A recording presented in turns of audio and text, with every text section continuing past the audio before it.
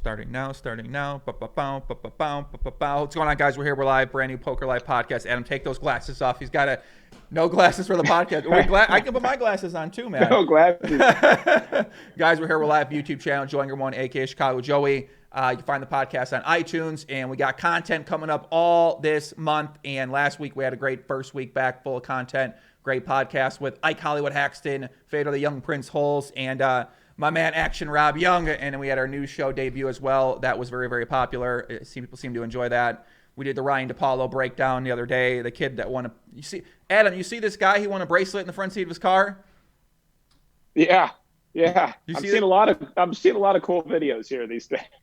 Exactly, right? So we basically got a lot of content coming up. The World Poker Tour Championships on Party Poker are coming up too. I'm going to be making content related to that as well. And news show, PLO, whatever. Let's get into it. Joining me today on the podcast, a young man.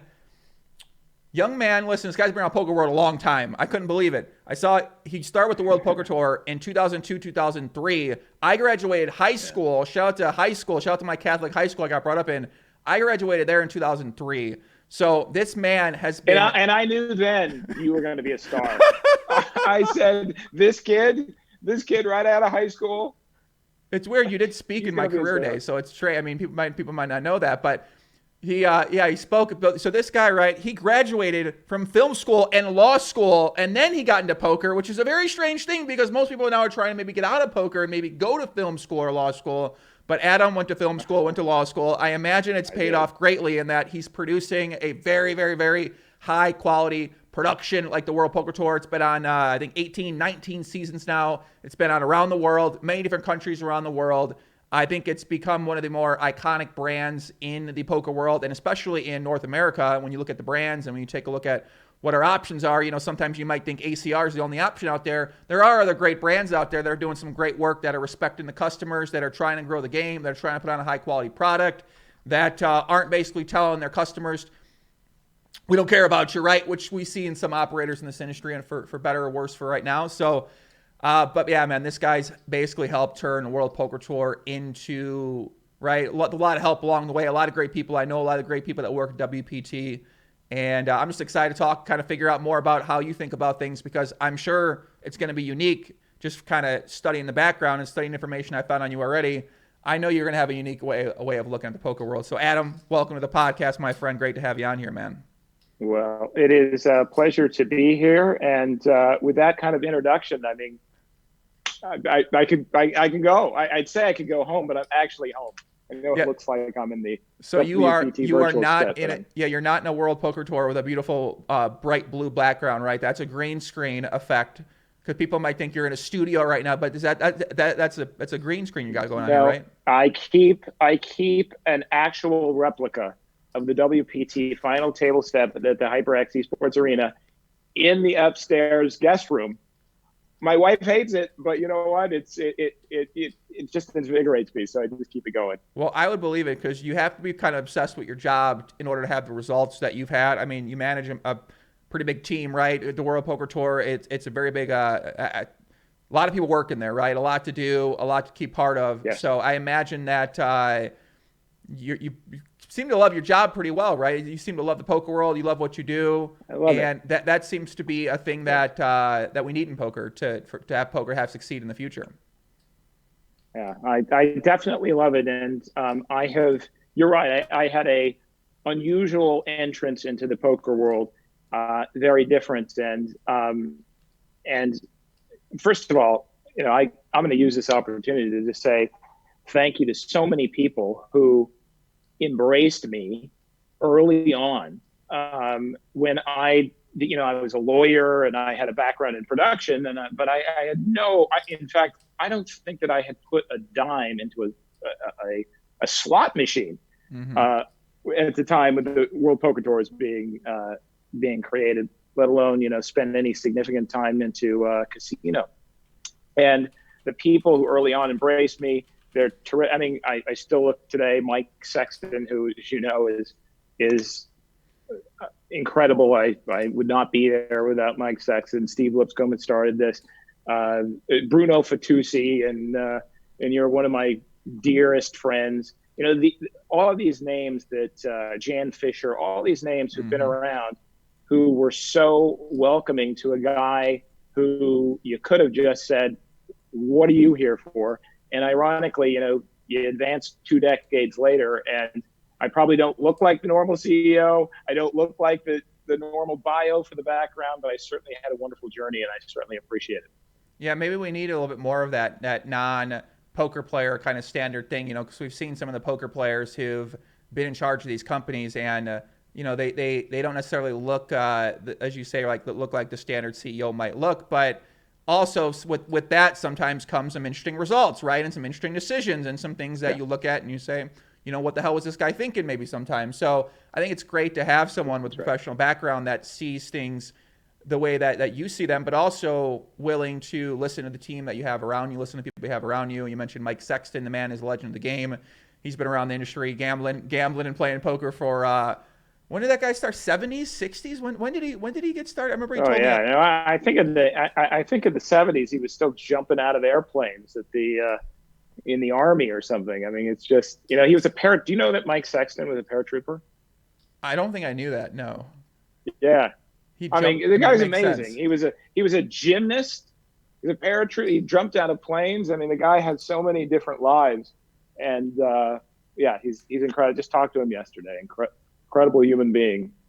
But to your point, I think the most important thing is if you're going to be in this position, like I didn't create the World Poker Tour. The good thing is I got to grow the World Poker Tour, and I got to manage people, and that's what I love to do. I love businesses. I've been in business since I was 16 years old, but I didn't create it. That was Steve Lipscomb who created it. The key is don't fool yourself. Don't buy your own PR. Don't pretend like you created everything. Know your strengths. My strengths are understanding business, growing business, getting management teams to work together. That's why we have Ange and Matt Savage and all of what we have experts in the field for a reason. And you just need to be honest and not persuade yourself that you can do everything and be everything, because you can't. I'm going through that right now as I'm trying to evolve my life from just 100% poker player to taking the content part more seriously and taking podcasts more seriously, taking all these things more seriously. That's one challenge I find, because in poker, you're your own player in a lot of ways. You have your friend group that you study with and that you work with and that keep you accountable and that try to get you through those times where you feel like, you want to go jump off a bridge because you lost a lot of your money, right? So sometimes those feelings come up for poker players. But with the business side of things, it's much different, because you need to find good people that you can either help improve their ability or you can assign to projects. You need to learn a lot of different things, basically, that you don't learn in the poker world. So it's been quite an interesting challenge for myself as I'm trying to look to take things more seriously with what I'm doing here. I mean, I'll give you an example of somebody is one of the unsung heroes. I've had the same assistant, or somebody who's worked with the World Poker Tour for about 15 years. And the guy is incredible. Former Marine, fought in Afghanistan, the most gentle human being, never wants to get attention. As anybody in the World Poker Tour would tell you, I could not function without Raul, my assistant. I mean, when I say some people say, my assistant organizes my calendar. My assistant actually sets it. He'll determine, look, this is what you're going to do this way. And we have this balance. Well, that allows me to be more efficient. He's probably contributed just as much of anything to the World Poker Tour as, everybody else, all the executives over the years. And I think anyone would say that. So yeah, knowing what your strengths are and who to work with and getting a good team together, that's the key. Yeah, I guess, we got a bunch to talk about here, kind of. So right now going on in the world, obviously very unique time. World Poker Tour primarily is that you guys have a lot of online components of your business as well. You have Club WPT, you have Learn WPT, and now you started partnering with Party Poker for online events too. But you're primarily, I would consider you a physical live event company who puts on these very high productions and then license out those shows for distribution around the world. And obviously now you can't really create these live events, and you have some final tables in limbo. There were supposed to be final tables in March, right, where people were going to go travel here to Vegas, the Luxor, the Sports Center arena, the esports arena there. And those people, they have not played these final tables yet, correct? That's right. Yeah, That's right. So let me break down a couple of those points. Now, you actually have mentioned one of the things that I think is the general perception of the World Poker Tour. We're a live events company. The way that kind of I filter it is I look at the live events as the thing that we do for the building of the brand. That is not the part of the business where we say, let's optimize the business to make the most money. That is where it's the heart of what you're doing. It is actually not, if we're a public company, so you can look at our financials, but where it's not, if you look at the business, it's not the business. I mean, online makes up over 50% of the revenues of the business. Makes sense. But this is without what it means to be a part of the World Poker Tour and the Champions Club and 18 years of history, 19 seasons of history, then all the other things don't work out. It's one of the reasons why I always said, I want to have a tournament of champions. Obviously, that's also on hold in Israel. But I said, we'll never make money on that. I never want to make money. That's it. That's where you have to reinvest. We do a lot of things, as you know, some things don't work. We do a lot of crazy things in the World Poker Tour. We were always experimenting. But that is where we put back. We say they were the storytellers of poker. We like to, we like to be part of that narrative.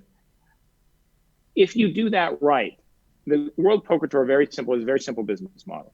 You take physical events, now it's physical and online, but you take tournament events and you make them high quality by reinvesting and making sure that people actually take you seriously. From that, you can create content.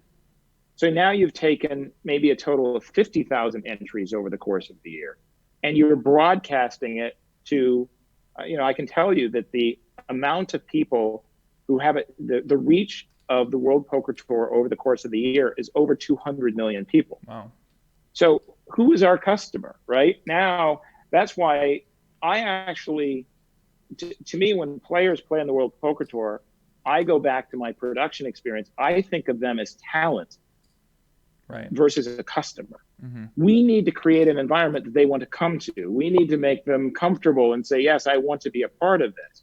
I don't look at them as a customer because what are we going to get? I mean, it doesn't matter. I'm going to get the same rake from Phil Ivey as I'm going to get from, an amateur who stepped up and played at the same game.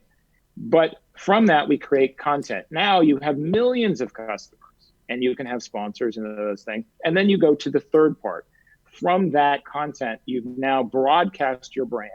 And that brand can create something that is an online, something that's scalable. So we have Club WPT and Play WPT.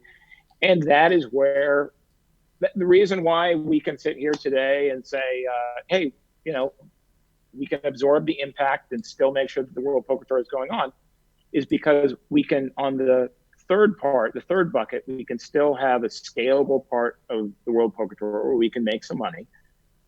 And we have been able to reinvest, and we will figure out how to continue to do so in the pillar one.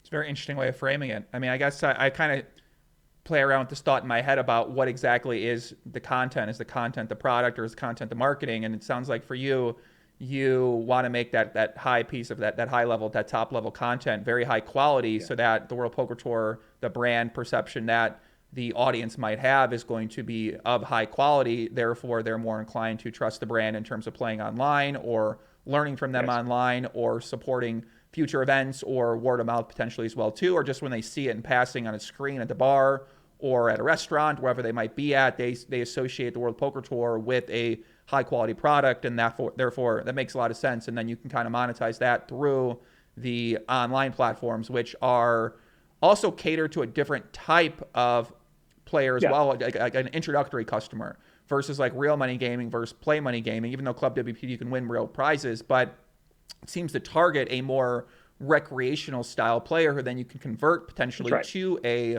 real money player who might participate in tournaments or might participate in other real money gaming options as well online too. So it's a very interesting strategy. We don't necessarily see other companies in poker taking that. Poker Go caters to professionals and a lot of their companies out there, their main ambassadors are streamers, where they can cater to this sort of like streaming Twitch audience as well too, which we're kind of seeing the development of that community.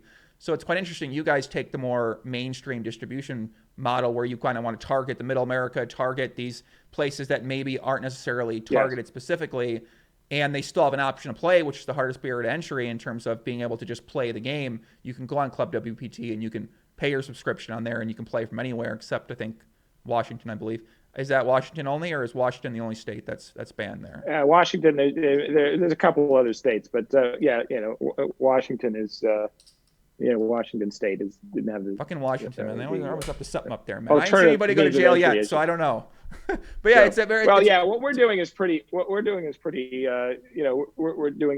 But you're absolutely right. I mean, we will target those recreational customers, and it creates a very symbiotic relationship with the other online sites. You know, our relationship with Party is terrific because we've cultivated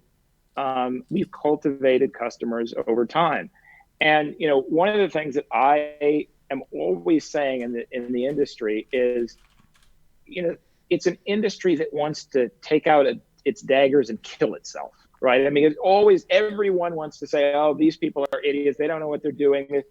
But I see the numbers. You interviewed Rob. Rob's good at looking at numbers too. When you look at the numbers, the total amount, if players are your customers only, then the world is relatively small.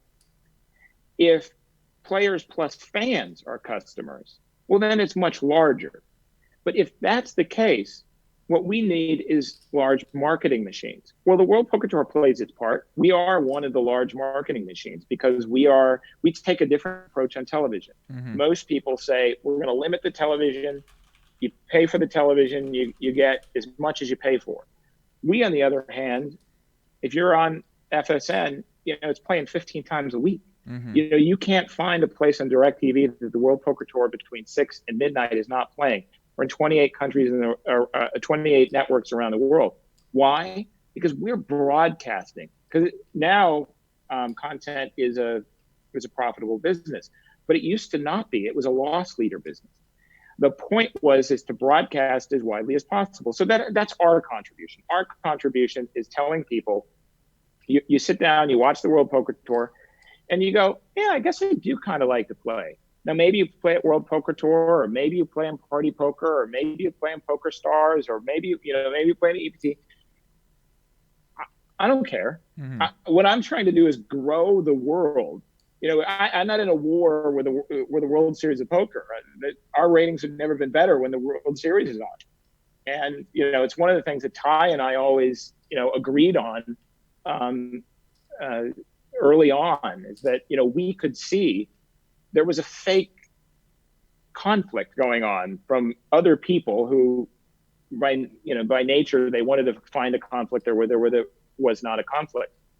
But what I am concerned about is, and especially during these times of the pandemic and everything else, if one of those tent poles collapses, we put ourselves in a vulnerable place.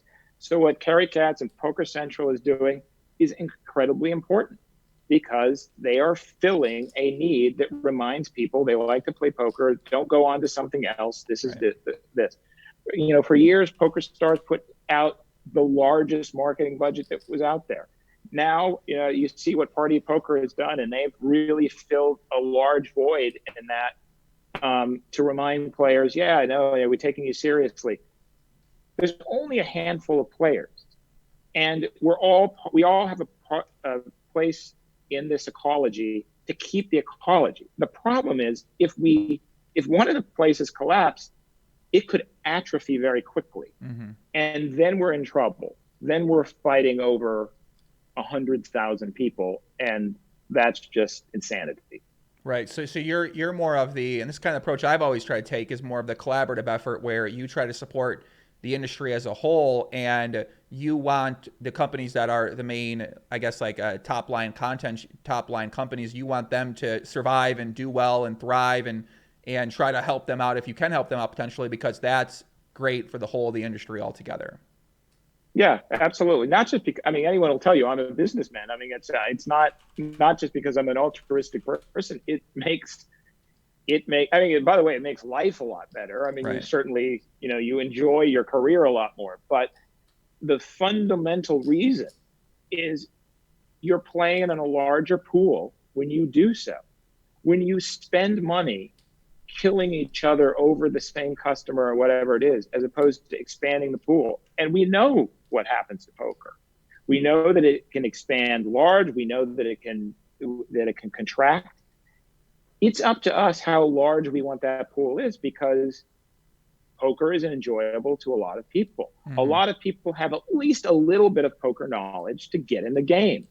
But if you don't reactivate, now we're on the front lines because we're on, as you point out, we're those recreational players who are deciding, am I going to play poker? Am I going to go play golf or bridge or whatever? So we're seeing it every day. But I can just tell you that we're all benefiting.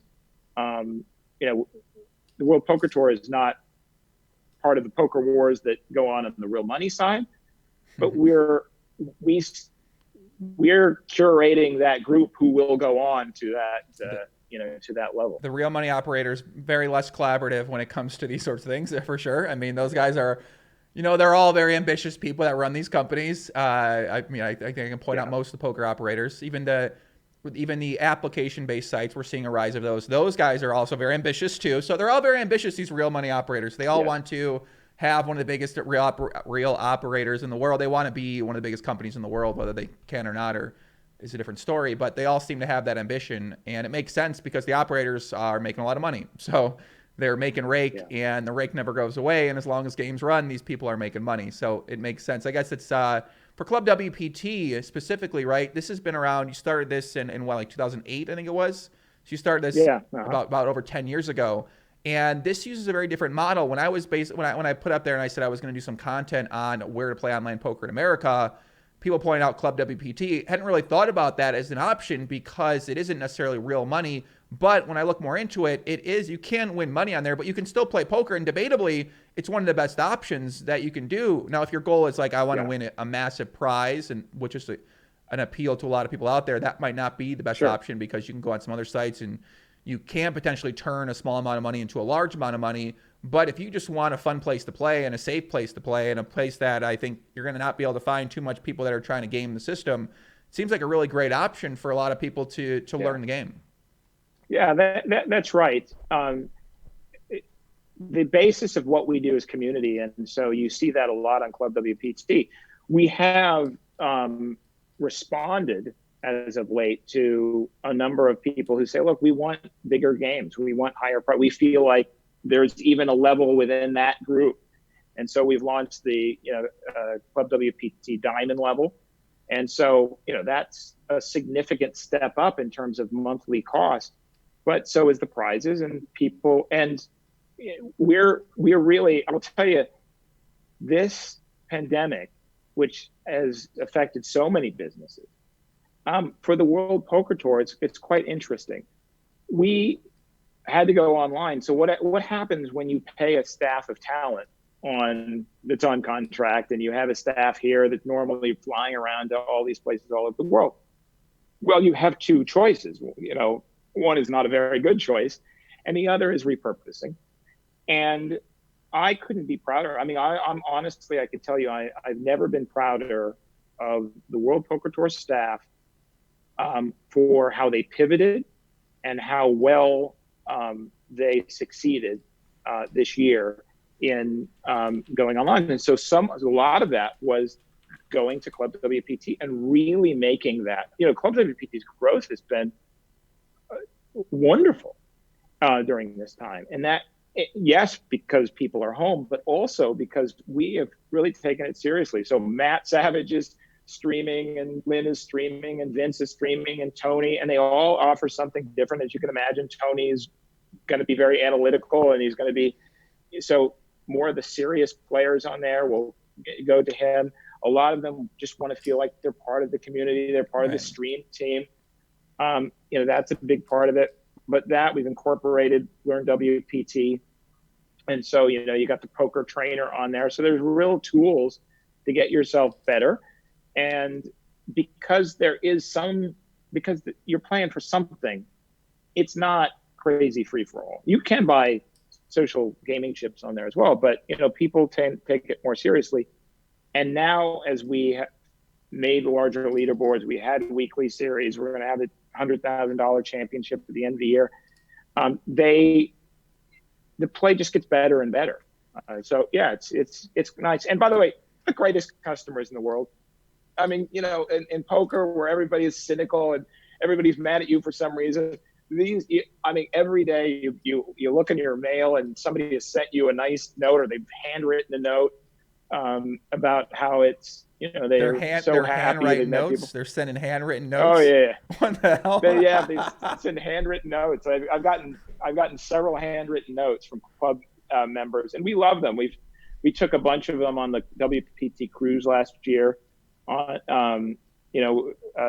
They can win trips in various places, but sometimes we just pick them, and we just pick some people to go on the cruise and spend the week. And one guy said, "Look, he's like, I have a farm background from Minnesota." He's like, "Now I'm here. I'm eating dinner with a cast every day. I'm part of the show. I'm walking in Venice." He's like, "This is one of the best things that happened in my life." And, it's just not something you hear normally in the poker community. So it's very uplifting. It makes you feel like you're actually doing something worthwhile. Yeah, I think it's easy to forget that a lot of people that consume poker content or play poker content, they do it as a recreation or as a hobby, and they do it to escape from their problems, or they do it because they really enjoy the game.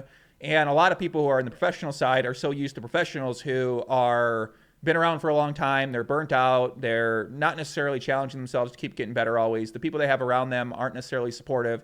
And they feel like they're looking for something else to do in a lot of ways, and they project that negative energy onto the rest of the community. And then you have this sort of negative environment, and plus people are losing money, and it's their job to be winning money. So that can also affect them differently too. So we see that happening a lot. But I think it's changing in that I'm seeing a new poker community basically being built, because the Twitch and the YouTube content creators and even Instagram content creators are now building their own audiences who are replacing the former audience who came up watching ESPN. Yeah. And now we have this like convergence of poker audiences where each person has their own community. Some of those people branch out from that community and then become members of the other people. They like streamers, they like companies. Sure. So we're seeing a different development of what the poker world is. And a lot of those people don't necessarily play poker for profession, so they bring a lot of positivity to the game, and they want to get better. They want to try to become winning players.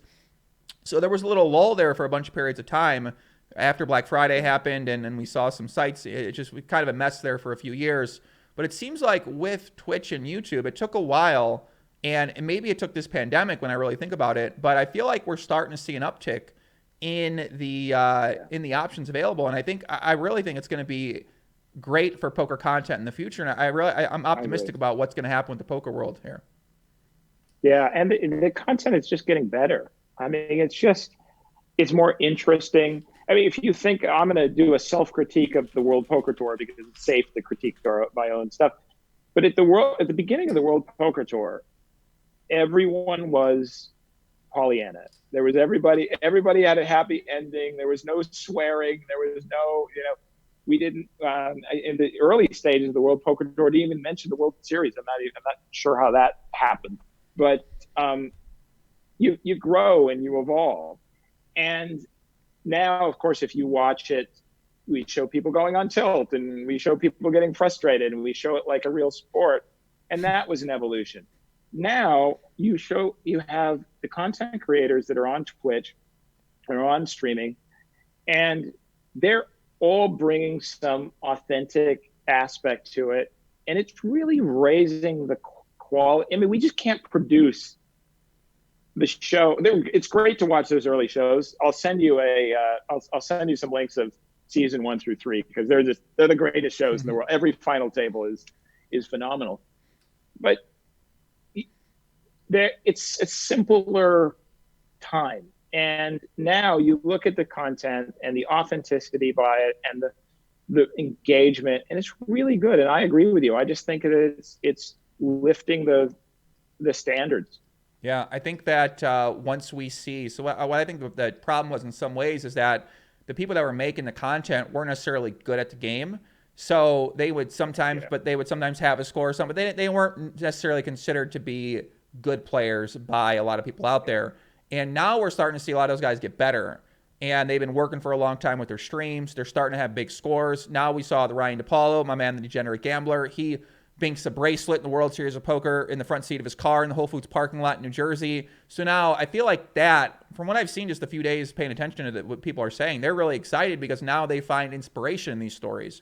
And we saw the Yes. old guy going crazy in the hotel room. Shout out to the Mac Daddy. He's like screaming up there. Yeah. We got my man Miguel Yeah. doing a little Hawaiian dance after he won a. You know what I mean? Like we're seeing. I think what happened is that we haven't necessarily got to see the winners. And people stopped talking about their results. They stopped posting graphs. And in the digital space specifically, like we'd see the winner like Doug Polk would be a winner. And people would look at Doug Polk and say, well, I can't be like Doug Polk. But now they're seeing more people that are just normal people who are able to win money at poker. And I think if you can find a way to promote those stories at scale, to get it out there, to let people know, like you don't need to be in your bedroom running simulations on your computer for 14 hours a day in order to win money or enjoy yourself playing poker. Anyone can do it. So from a marketing standpoint, being able to get that message out there, and instead of you need to be this GTO robot who studies with solvers, you don't necessarily have to do that. You can play, have fun, and you can still compete. And you can still win a tournament. You don't need to know this stuff to win a tournament. So it feels like the marketing over time sort of got changed from what it used to be in terms of have fun to you must win at the game. Yeah. And look, I think one of the results of the pandemic is a lot of people went online who were, there are people who were always online. Pros, everybody had an account online. But then there were some people who were, they were on the fence and now they're not on the fence. It's like all of the passwords that I told myself that I'd figure out what I did with them on all my, programs and stuff over the years. The pandemic has made us catch up to those things. So there are people who went online, and now that they're online and that they're seeing it, and then there's something else with content. Content is consumed differently. I mean, your show right now, if you think about it, technically is no different than Trevor Noah. Right. Right. Or somebody, somebody on the Tonight Show. I mean, right now, everybody is at a desk or whatever, because people aren't looking for before it was how technical can you get? Mm-hmm. Technology was the wedge that you used against the amateur. Now it's content. I mean, now it's substance. And you better have the substance. And so, I do. I think it's a great time for content in poker. Yeah, I guess so. What do you foresee happening with for WPT's production? So if you're moving online here with the World Poker Tour Championships on Party Poker, so that's going to produce a different type of content, which is and I know you guys are working on something for that for how that's going to look. So what would be the idea then? Because now with content marketing on YouTube and Instagram and Twitter and Facebook, it's different than how it would work on broadcast television in terms of how people consume it and the formats and the how long they are and the copy that goes into these kind of things like that. So what are kind of your thoughts on what the future holds for you guys in that department? Well, I'll give this example. First of all, we did a little preview of what the future holds, because we did this charity event for World Central Kitchen, and my friend Jose Andres, is out feeding people, and so we did this. John Hamm, Jose, Kelly Slater, Jason Alexander, great, Kevin Pollack, great group of people, and we couldn't leave our house. We literally couldn't leave our house because it was California quarantine. So everyone was at home. We had Zoom set up. We'd sent some basic equipment. And if you watch that show, it's actually remarkable. I know, most pros are not going to sit down and watch a celebrity show. Right. But if you watch that show and you listen to how that banter is played, and you realize, I still actually feel like I'm consuming, a poker television in a very authentic way. Now that will satisfy the mass audience. TV. So that's where I think more and more TV things will go. That being said, when I started out in television, I make this analogy to investors and bankers all the time. When I started out in television, if somebody had said to me, I'm going to give you either the rights to distribute Saturday Night Live in Europe, or I'm going to give you the clip rights, the rights to sell little 2-minute clips, I would have thought you were insane to do the latter. It was just stupid. Give me the rights, I'll sell it, I'll make my money, I'll go home and enjoy myself. Well, now the clip rights are so much more valuable, right? Because people consume in small amounts. Mm-hmm. So the answer will be, the part of being a creator is knowing how much time people want to invest in consuming. So yes, streams for professionals, because they need it. So we need to have the streams for professionals. But people also want to see clips of hands and clips of substance in hands. And they don't necessarily want to see the whole thing. And then there is a large audience who does want to see the whole thing edited and packaged up. But that too is going to look a little different, as our celebrity show indicated. By the way, my dog has just walked into the room. So if you hear something, it's just, I'm not playing Angry Birds. Hello. It's just, there we go. Hello, little dog. Hello. There we go. Oh, my. Whoa. Hello. Hello. What's up? What's the dog's name? All right. Uni. What's up, Uni? What's happening? Like sea urchin, 14 years old and loves to come in during any interview. It happens. Conversation. I call them conversations around here, Adam. I don't call them interviews, but technically they are kind of interviews, but I call them more conversations because I get to have people on. I get to chat with them, learn a little bit what they're like, and learn about what they want to put out there to the public world. And sometimes, you're more like a polished guy. You've done a lot of these kind of things like that, or you talk with people, you're selling the company or you're selling yourself, whether it's consciously or subconsciously a lot of times. So you're more of experienced veteran. I get some poker players on here, it's more of a conversation. You're sometimes trying to get information out of them, and that can be a little bit more of a challenge. So my girlfriend loves the dog. Shout out to Shelby. Yeah, you met my girlfriend before. We met we did. Yeah. We met before, but the night, a little out of line night. Like I was in the Aria, me and her were in the Aria. We used to go to the Aria a lot before quarantine, and we usually just walk around. We'll have a good time. We'll get some drinks. I always see people whenever I walk around, so you never know where the night really takes you sometimes.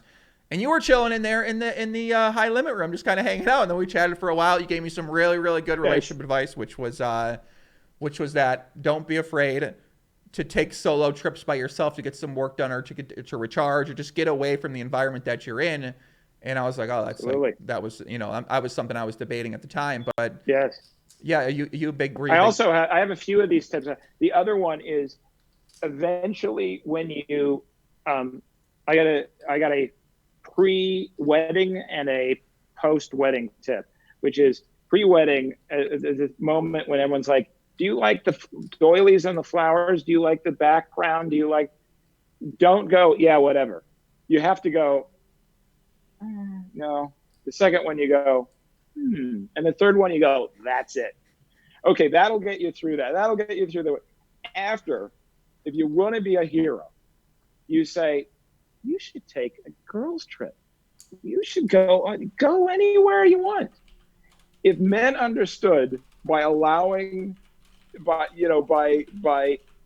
being the person who suggests the idea, you should go out, spend some time with your friends. You will be the hero. Everything will be positive. But yes, it also applies to ourselves, which is you got to break away and you got to be willing to be alone. I'm a very big believer. I came from a background in a law firm, and law firms bill every 6 minutes.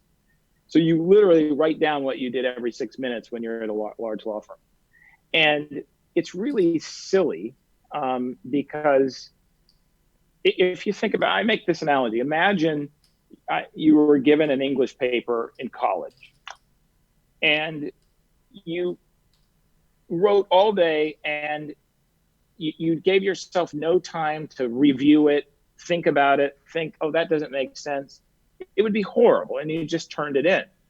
It's exactly what happens in terms of work, which is you need to be able to space your time. So when I hear people go, oh, God, I have such a busy schedule. Oh, every hour is, but I think you're just going to work yourself until you kill yourself. But two, your quality of work is never going to be at its top, because I don't know one person who. I mean, I come up with so many bad ideas every single day, but from those bad ideas comes something that emerges.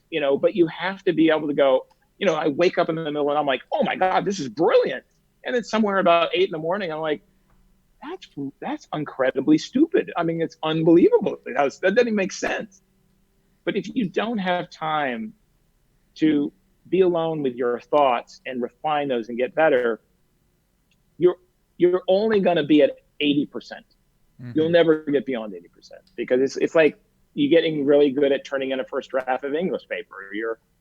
You might get a B. So I guess, so how do you balance a life, you're trying to live a healthy family life and you're trying to have relationships with people? How do you balance that with having to manage a massive company like the World Poker Tour?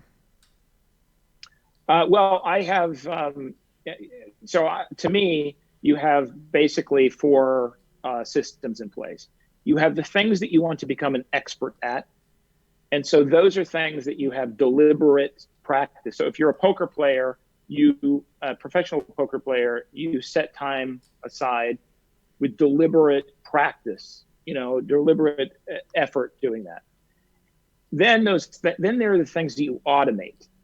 Those are the things that are important, but they can screw up your life if you don't do them. But you don't really want to keep all of your time. So to me, those include like anything from automatic bill page with my administrative stuff and all of those, and in exercise. I automate exercise.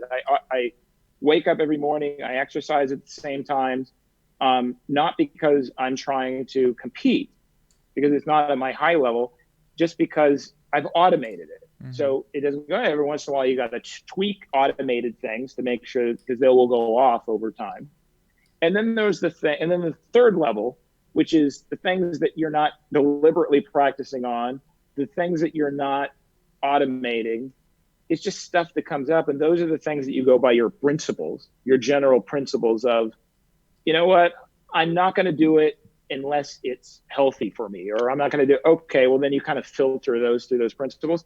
And then there's a base of things, which is just a kind of a free for all, which is, as things come up, I'll deal with it and I'll address it at that time. And that gives me balance. To me, I'm right now, my new one is I'm having a cello made for me. I have a cello here, so I'm studying cello every morning, and I go through that. I'm kind of practicing that. I do that with my business, and I do that with some investing. And then, I leave the automated stuff out there as well. But that's kind of how I approach things. Maybe too methodical for some people, but it certainly works for me. Well, I think sometimes people might wonder how can you operate at that level of responsibility without what do people do? And I think that's what they do, is they put systems in place in order to handle these things. And it might be pretty rigid. And I guess for you, what happens when you feel you lose some energy one day, or you get distracted by something? Have you just built up that habit in order to reframe the situation and get back on track? And you obviously have the assistant, which helps you out too. So what happens when you might fall off that focus? Yes. Well, I do remind. So when I'm exercising, I really love Stoic philosophy. So I kind of listen to that a lot, and it kind of reminds me of things. Like one important thing is I tell the staff, we're doing something. And when I was the general counsel, I started at the legal counsel. At the end of the day, we're just making the world safe for poker. It's not life or death. I used to say it's not life or death. And then I got to I was doing an externship for the Ninth Circuit, and we literally had a death penalty. I mean, there was a death penalty. I'm like, oh my God, it's life or death. And so I've never had to deal with that in poker. And you realize you're not always going to be at your best. And it's okay to stand down. And as long as you have these automated things in place, it'll keep going. You give yourself a break. There are days that you think, oh my gosh, I can just kind of, I'm worn out. And then you realize you gotta humble yourself. Mm-hmm. I mean, usually that comes in because in your mind you're thinking you're the center of the world, and um, and you're not. So that's it. I'm not the center of the world, and when you take that pressure off of you, it usually gives you a couple days to feel better. So you feel like you have a pretty good life system in place in order that focuses on the parts you find important, which would be your health and which would be your wealth and which would be your relationships. So you kind of have a good system that applies time to all those. Do you feel like when you're spending time with family that you're able to disconnect from work, or are you always kind of attached to the idea of I have something to do in these areas of things? Yeah, I mean, it depends depending on the person. You better find a partner, as you know, you better find a partner who is uh, conducive to how much part of your life is those other things. I mean, I love what I do. I love the management and the business. I love to me this is like the ultimate puzzle. Yes, I'm not playing poker, but I've learned a lot from poker about rational thinking that I apply to management. And so I'm just so fascinated. So if a person wants me to be um, someone who puts that into a 8-hour shift and then goes away, that's not likely going to happen. But if you can share in the enthusiasms and not, not forget the other things that are important, I think it's okay. So yeah, I mean, I do kind of spill over. I'm a little obsessive compulsive in certain ways, but the balance works for me, and it just depends on the people that you keep around you. Yeah, that makes sense, right? People that are going to lift you up or hold you accountable on certain things, or keep you kind of positive, keep you moving forward. And I feel like having certain people in your life that maybe aren't supportive of what your goals are, what you personally love, even if they find it unenjoyable, but you love it, so they respect that you love it, or they're interested that you love it. It seems to be a very important thing to have around you. It makes sense. Definitely. Yeah, it seems like for you, from going on your Instagram, you do a lot of traveling around the world as well too. You're always on location. It seems like you're Yes. always having a good time. Somehow find a way to get your shirt off at a lot of these places too. I don't know. Listen, man, you working out and find a lot of photos with the shirt on there. It makes sense, man. But you look have a good time out there. It looks like World Poker Tour is really fun because you get to go to all these great locations, get to have a good time. Yes. You get to see the people from all these different spots and get to meet the community of people that play or that support the events. It's like where are some of the favorite places you like that WPT has gone to in the past? Yeah. Well, just to that point, I realized years ago my inherent nature is, you wouldn't know it from the traveling, but I'm a bit shy. And then I realized, wait, we're storytelling. We're about the community and all of this. You have to enjoy it. Mm-hmm. You have to, if you don't enjoy going out there and being a part of this whole story that we're telling, then what are we offering? Then we're just offering another poker game, right? And so I do enjoy it. I do like meeting people and reminding people that that's what the World Poker Tour is about. Come with us. We'll find a place for you. You can come and hang out with us. The places have been incredible. I mean, Russia has been phenomenal. We go out there and you get beat up in the banya. You're naked, you get beat up in the banya, then you go skiing. Or Uruguay, which the people were just unbelievably so kind, and the Philippines were just. I mean, honestly, every location has a different appeal to it. But there's something personal to me that I do want to point out. When I was a kid, my father was a sheriff, my mom was a homemaker. You don't, when that's your dynamic, you don't fly to Europe for your vacation. You get in your car and you drive, and that's where you're going to go. And you might go camping with the Boy Scouts and that kind of stuff. So we didn't have money to travel. I never traveled out of the country until I was 23. And then the next time I had traveled significantly, I was 29. Wow. And now I've operated in 50 countries. And so to me, when you see those things on there, you're seeing a little kid who's like I cannot. It's like I won the friggin' lottery every single day, Yeah. and this is my job to meet people and to go. I really do love it. I mean, I'm not just posting it like, oh, this is so cool. No, it's like I can't believe that from where I came from that this is a possibility. And what I learned is it's not the Eiffel Tower that makes it great. It's the people that you meet along the way. Mm-hmm. And so if I can share that with the people in poker, then I feel like I've succeeded.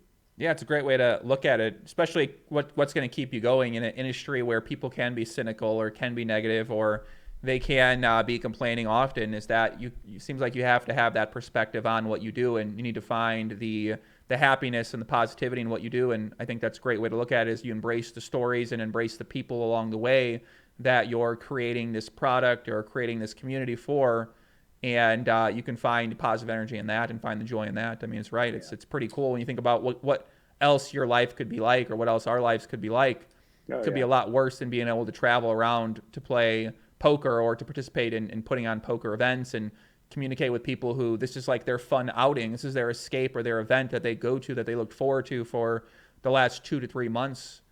Right. I think a lot of people forget that. Right. They forget that going to travel to Malta to play in a poker tournament is pretty cool, and they're like, oh, I gotta go, I gotta go here, like I gotta fly there. You know what I mean? They sort of have this different outlook on things, and that leads them to be unhappy about what they do for a living. So if you can keep it the way that you're keeping it, then it seems like a really great way to approach it. I mean, listen, I'm wondering how the hell you can do this for so long. Now it makes more sense, right? You have the systems in place, you have the mental framework in place, and it seems like you have. Do you think the past and what you did in terms of law? Do you think that when you got into this, you sort of can see what a real world career could look like, and now you see what this career looks like, and you go, I mean, this is pretty good compared to what my alternatives could be. Yeah, I mean, one other element is that I have the greatest management team. My management team has been together. Some of those people have been together working. I've been working with for 18 years. The World Poker Tour is one of those things where you come in. It's kind of Hotel California, where you think you'll leave, but people go away for 2 years and then they come back. Same people on the production, they're still here, 15, 16, 17 years later. And the management team, how do you take care of it all? We have a very decentralized system that I look at the manager of the World Poker Tour as like we all own a farm, and our job is to take care of each. You're growing the squash and you're growing the beets or whatever it is, but you all equally own the farm. And so I am working with experts in that field, and I don't have to wake up and have to be the expert in online or expert in in production or expert in the tour during that day. We have a very cohesive group. I honestly, and I'm not saying this just because I have not seen a management team in business as cohesive as this group. They are like brothers and sisters, and I don't always mean that in a pleasant way. I mean, I always say it's like a violin string. If it's too loose, it makes a horrible sound. If it's too tight, it snaps. There's just enough tension, brotherly, sisterly attention, that keeps the quality really, really good. But there's a love and support that, I think that people, to have a career where you feel that you're supported and encouraged and you can make mistakes. It's a big thing with us. You're not penalized for making a mistake.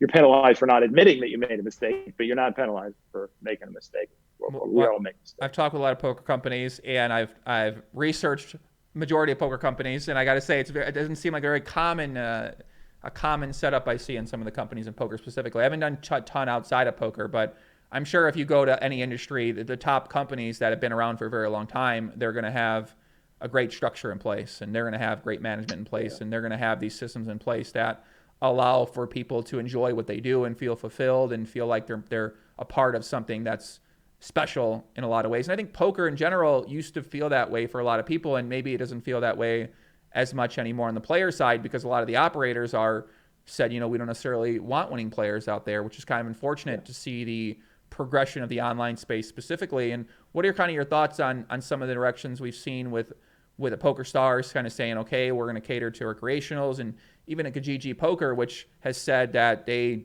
don't necessarily want winning players to play in their cash game events. And what do you kind of think about that attitude towards the poker player and towards the winning poker player specifically? Yeah.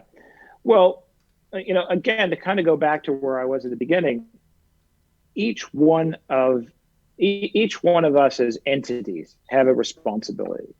And we have a responsibility not only to our business, because we have to be realistic. We are in a business and you can't exist. I mean, you sometimes get suggestions that are they're just not realistic. You can't run businesses if you're not in there to make some, at least stay in business, to break even. That being said, there is a difference between short-term mentality and long-term mentality.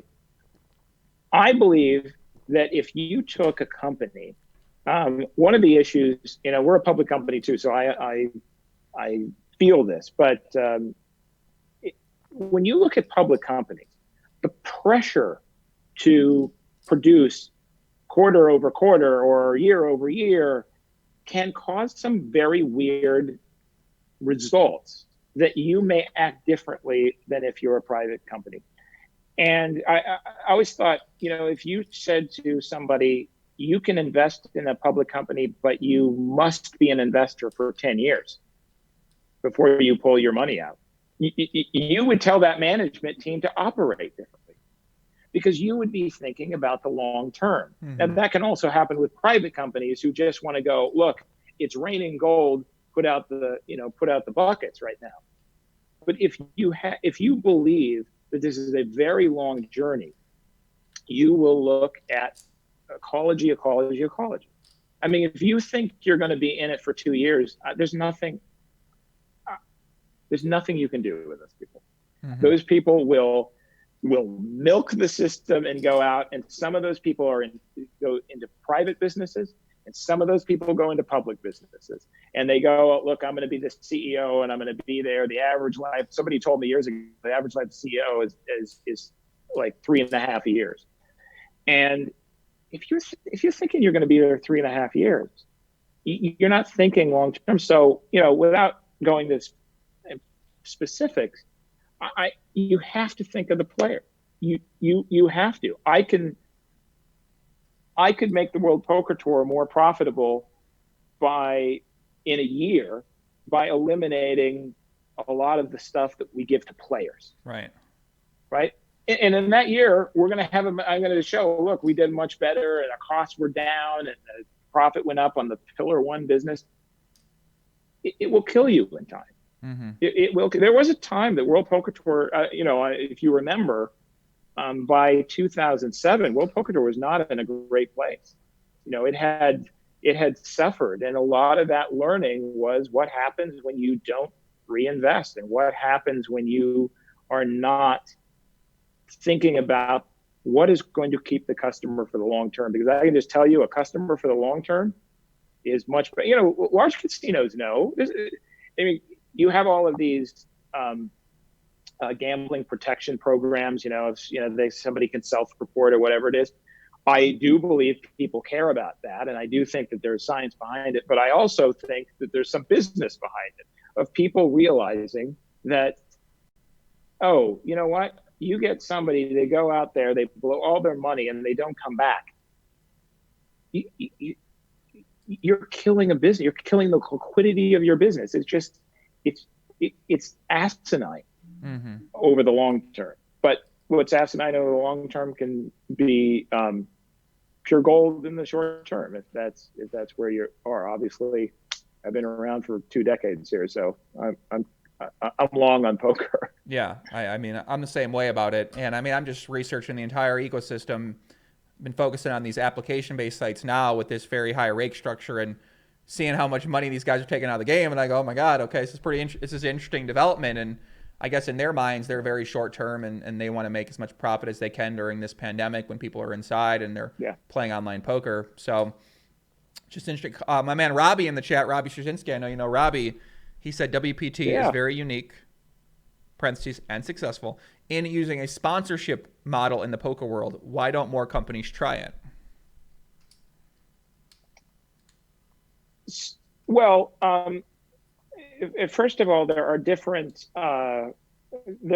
constituencies in business. So if you're in real money gaming, your focus, you have a very direct model, which is you have a much smaller base. That's why you have the competition is much more intense between the real money gaming sites. You have a much smaller base. Remember, I'm dealing with millions of people who are casual people, or they've watched the show and maybe they go and buy some Baccarat crystal or Hublot watch or something like that, and so some of that through sponsorship will trickle down to us. But if you're in the real money gaming space, you have a very small base, and there, quite frankly, the money that you can make from the customer directly is more than you can from sponsorship. For us, we have a very general base. If you really get down to the World Poker Tour, we are a brand licensing and community activation company. Well, in that case, that's a very broad platform. You can bring some sponsor in, and to us it works because it diversifies. Some money comes in from sponsorship, some comes in from the casino fee, some comes in from content, people paying for content, some comes on from online. But you must be making a long-term play, because anytime somebody comes up to me and says, for 15 years, I've had people come up and say, well, we're starting a new poker tour, and I'm just warning you right now, if you don't buy us right now, we're going to go take over. And I say, terrific. And by the way, you might want to think of this and this and this, because it's the wrong way to look at business.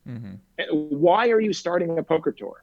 Are you starting it as a feeder to a real money gaming site? Are you starting it because you think you can extract a lot of money from poker players? You can't. You can't. You can only take a percentage of the money that went to the casino that went back to you. What you can do is develop a community over time and a brand that has value, but it takes many years. And the World Poker Tour, in the first 8 years of the World Poker Tour, never made a dime. Wow. So it takes a long time. So I think that's part of the reason. It's kind of the perspective of where people come into the business of poker. Yeah, you guys also use an interesting ambassador strategy. So you have, I'd say, Mike Sexton, Vince Van Patten, they were the commentators, and they're two big ambassadors. You have Tony Dunst, who came on and he started doing the raw deal, and then he transitioned over to commentating. And then you have people like Lynn or people like Alex, who are I would say they're like faces of all the company too. And these guys have now built up platforms on something like Instagram, and they're able to promote the WPT image on their own personal platforms as well. So a lot of their companies have gone with just using professional players as their ambassadors, and then sometimes they'll bring in like a celebrity, like Kevin Hart or Ronaldo or one of those kind of people like that. You guys seem to have grown your own talent inside the World Poker Tour, and then you have, right? So they're kind of the brand ambassadors for so it's a different strategy than we've seen. I mean, we kind of see some companies maybe doing it now inadvertently, but it seems like was this a purposeful effort you took in doing that? Yeah, I mean, if you look at my background, I have a background in television and traditional television. My mentor produced Facts of Life and Different Strokes and One Day at a Time. All these shows, which came out of a tradition of studio system, a film studio system, and so that's how I saw the world of you build, and that's part of the reason. For example, when you take the World Flush Crew member, we have members who've been on there for 9 or 10 years, right? And if what you're doing is just getting a pretty face or somebody who can speak really well, you don't keep people around for 10 years because there's always someone else who will be better or whatever. You keep them around, because you like working for them, make the life a lot better, but you keep these people around because you're growing as a community. You're becoming a personality together, and people trust you, and it retains people because they feel like they know this. It's like every person is a different part of our personality. And so it's important that, once a person is in, that we've really incorporated them to who we are, as opposed to, okay, here's the new lineup or whatever. It's maybe when we started out, it was a little bit like that. And it was, it's you evolve and grow, but that's really what we are. We have, yes, ambassadors, but they're kind of like, they're parts of the personality of the business. And so if you say, I like the World Poker Tour, chances are part of your heuristic that you're thinking of the World Poker Tour is related to several of those amalgamations of the personalities of those people. Yeah, I think that's going to be correct. Heuristic, that's a great solver. I don't know if you study much poker solver strategy, but that is a buzzword right now in the GTO streets. Heuristic.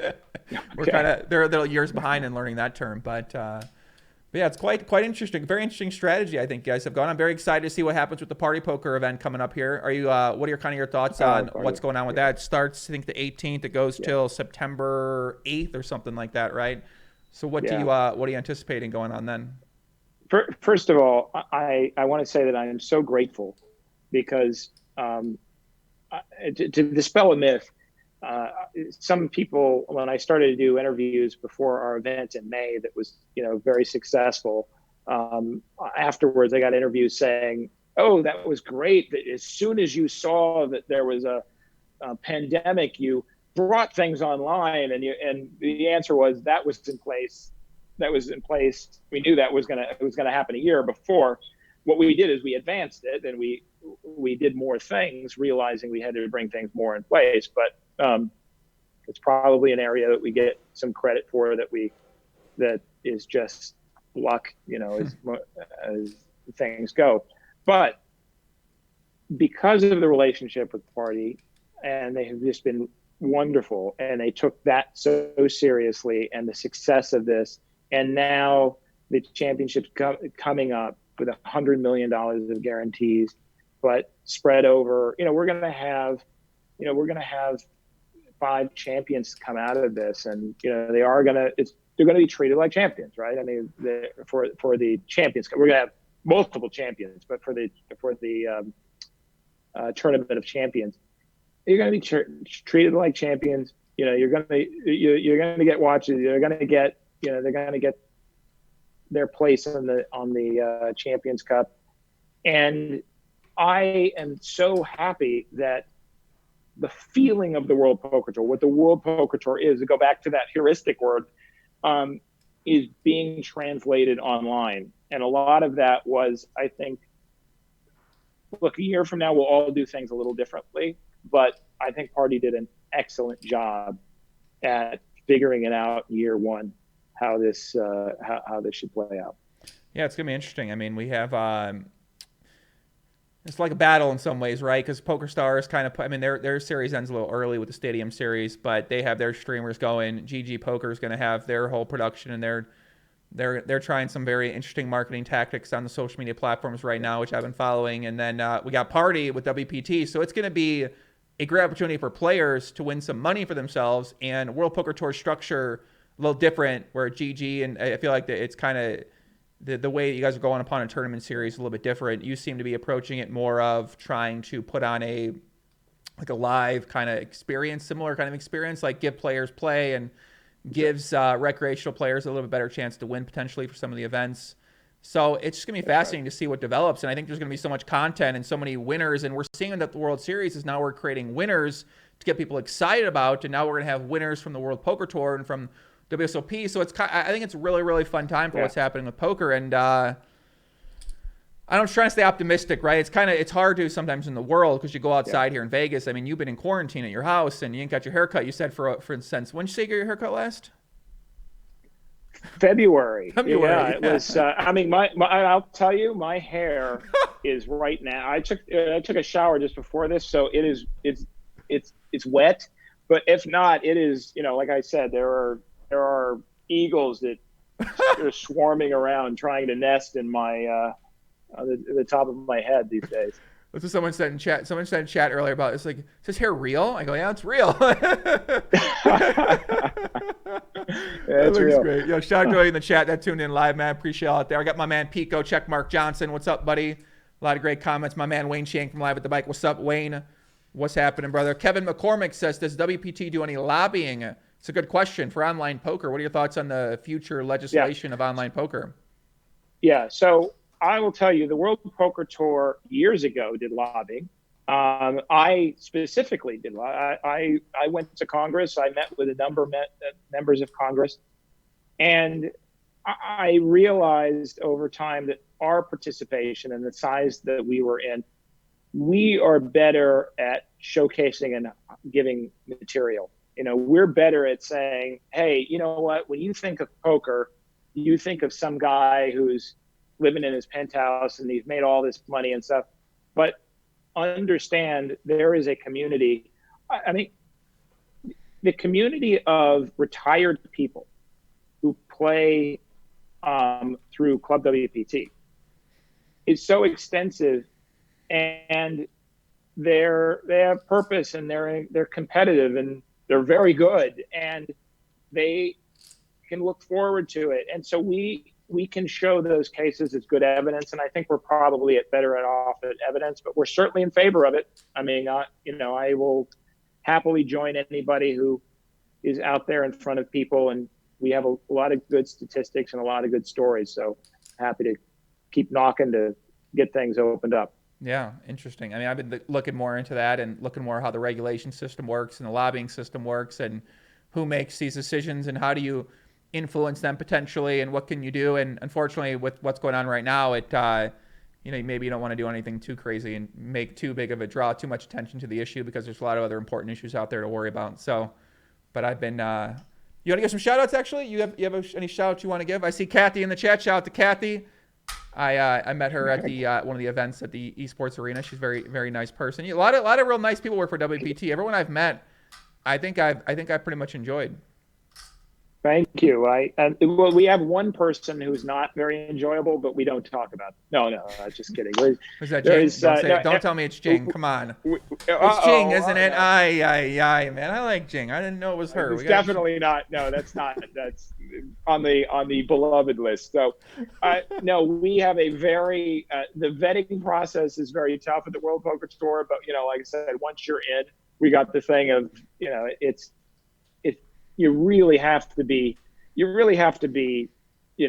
doing something really awful to go out because we want you to stay. Kathy is a great story. Kathy was Kathy, you're in the chat, and so now I'm gonna pick on you. But Kathy was an interpreter at our event in China, and the first day I met her, she was coming to pick me up from the airport, and she said, "Oh yes, we're going to have a WPT press conference, and I'll see you on Friday. And I'm also graduating." And I asked her, I said, "Wait, I thought you said you were going to the WPT press conference." She said, "Yeah, I am." I said, "You are?" She said, "Yeah, I'm going to miss my graduation." And I said, "Oh no, don't miss your graduation." She was first in her class in translation, and so she went there. She eventually interned with us. She eventually came up. Now she's running a department in the Deep Stacks area. She, if you know Ping, her husband, who's one of the greatest human beings in poker circuit and done so well in WPT, and like so many people, you get these great personal stories. And so I got to be there as a witness to their wedding, and it was and I'm just incredibly proud of Kathy, like I am, and so many people who've been part of the World Poker Tour over the years. That's really, really cool, man. It's a really cool story. I mean, yeah, you guys seem to have a lot of cool stories from players. I mean, even on the business side, Hermance is in the chat. Shout out to Hermance as well too. She's said shout out to both of you as well. Yeah, man, it's exciting times coming up. What can people expect for content from World Poker Tour for these championships? What can they expect to see? Yeah, so you're going to see a lot more of exactly what you said. You're going to see reactions. You're going to see a lot of you'll see the live streaming. You'll see the interviews that are. I think actually the interviews have been in many ways more substantive, because if you think about what happens, some of the interviews that are coming out, as Matt and Lynn has done, and they have. What happens is you do the final table, you get this all set up, and the table ends, and everyone's just like, "I'm out of here," right? I mean, I'm gone, and maybe it's for a second, you get them in a bust out interview, and I actually think you're going to get more of that. You're going to get more of those great moments. We're gonna keep putting it out. We're going to make sure that you get those final tables, and that you really you're going to experience from the quality that you would expect from the World Poker Tour. Cool. I think people are excited, man. I'm excited to see what comes up. I'll be doing some stuff on some of the. I'm actually working on a video of the history of the World Poker Tour, and it's a lot more complex than I thought it would be. I mean, I kind of knew it'd be a little bit deeper than maybe I anticipated at first, but in my investigation, figuring out a lot of cool things, I met Steve Lipscomb. This guy seems like pretty legendary kind of character, man. The creator of the World Poker Tour. So I'm actually. I think I'm gonna try to get him on the show and maybe talk with him a little bit, see how he created the show. That guy's got a real interesting background. I mean, basically, if you the most fun interviews is just Steve and I together. So because we will continue to make fun of each other. Steve and I talk every day. We still speak every single day. We're usually debating something. We're talking about whether it's investments or debating or whatever it is. But he's a brilliant human being and a kind human being. And as I said, I didn't create the World Poker Tour, but Steve Lipscomb did. Mm-hmm. And the World Poker Tour is made up of lots of personalities, and you can be whatever place that you need to be.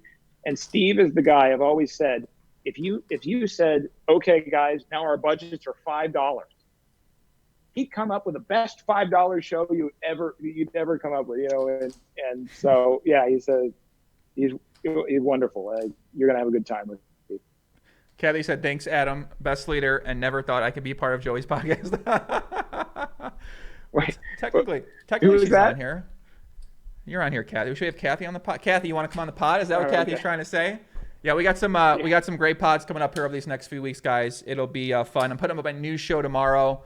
Lead story, Phil Ivey settled his epic Baccarat $10 million case with the Borgata. We don't know exactly what he settled it for, but I'll be talking more about that. I've done the deepest investigation on that. I might know more about that story than anyone should possibly know about a story. You've heard about that story, Adam? I certainly know about the story. I mean, I know of the story. I don't know the conclusion, but you're going to lead us through. The system's pretty crazy. I mean, these guys are nuts, man. I don't know. Listen. These guys are traveling around the world with the edge sorting system. If anyone ever come in WPT and asks you to use a certain deck of cards and they ask your dealer to turn them a certain way, I guess it's a different story because they're playing Baccarat. They're playing poker in WPT, but you'd probably be a little confused what's happening there. So, all right, guys, we're going to wrap it up, though. I'm trying to keep Adam about an hour and a half. Normally, I do these kind of long, but I told Raul, when Raul asked how long, I said, we'll go about 90 minutes here. So I appreciate your time.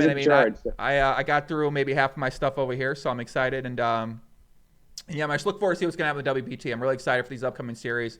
Hoping it does well for poker. Hoping we get a little boom back. I feel like the excitement's been gone these past few months in terms of the online community. So I'm hoping these events really bring it back and we start to see some personalities take shape and some great pokers played, some great hands are played.